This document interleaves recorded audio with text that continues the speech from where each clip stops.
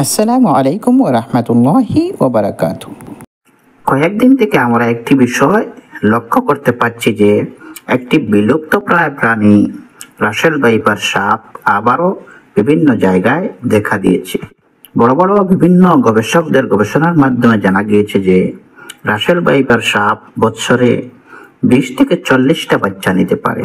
বিশ্বের বড় বড় গবেষক ডাক্তাররা বলেছেন রাসেল ভাইপার সাপ দংশন করলে মানুষ মারা যাবে খুব শীঘ্রই। এই কথা শুনে অনেকে ঘোষণা করে দিয়েছেন যে যদি কেউ রাসেল ভাইপার সাপ মারতে পারে তাহলে তাকে 50,000 টাকা পুরস্কার দেওয়া হবে। সাপ সম্পর্কে ইসলামের বিভিন্ন হাদিসের কিতাবের মধ্যে অনেক হাদিসও সাপের দংশন সম্পর্কে পাওয়া যায়। অনেকটি হাদিস হযরত আব্দুল্লাহ ইবনে ওমর রাদিয়াল্লাহু তাআলা আনহু তিনি সাপ দেখলেই সাপকে মেরে ফেলতেন, কেননা হযরত রাসূল করিম সাল্লাল্লাহু আলাইহি ওয়াসাল্লাম সাপ সম্পর্কে সাহাবায়ে কেরামদেরকে সতর্ক করেছেন। হযরত আয়েশা সিদ্দিকা রাদিয়াল্লাহু তাআলা বলেছেন, রাসূলুল্লাহ সাল্লাল্লাহু আলাইহি ওয়াসাল্লাম পিঠে সাদা রেখা বিশিষ্ট সাপ মারতে বলেছেন, কারণ এই পিঠে সাদা রেখা বিশিষ্ট সাপ দৃষ্টিশক্তি কেড়ে নেয় এবং গর্ভবতী মহিলাদের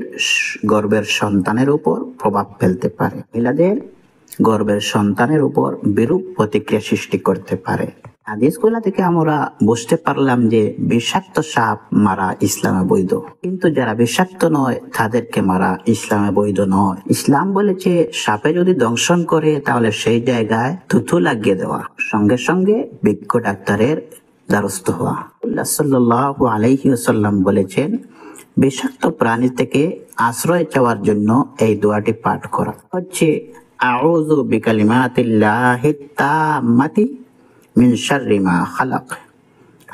আবারও বলছি, এই দোয়াটি হচ্ছে আউযু বিকালিমাতিল্লাহিত তাম্মাতি মিন শাররি মা খালাক।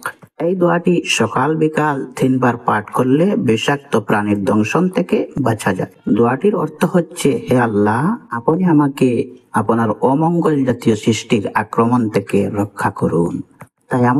তাই আমরা আল্লাহ সুবহানাহু ওয়া তাআলার অমঙ্গল জাতীয় সৃষ্টির আক্রমণ থেকে রক্ষার জন্য এই দোয়াটি পাঠ করতে পারি।